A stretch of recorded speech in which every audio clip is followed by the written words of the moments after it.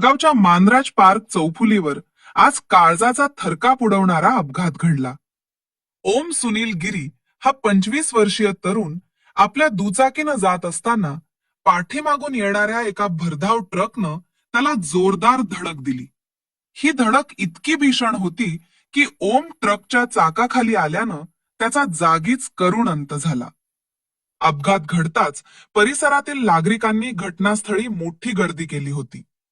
माहिती मिळताच पोलिसांनी तातडीनं धाव घेत मृतदेह जिल्हा सामान्य रुग्णालयात हलवला आहे. या अपघातामुळे महामार्गावरील वाहतूक काही काळ विस्कळीत झाली होती. ओमच्या निधनामुळे गिरी कुटुंबावर दुःखाचा डोंगर कोसळला असून परिसरात मोठी हळहळ व्यक्त केली जात आहे.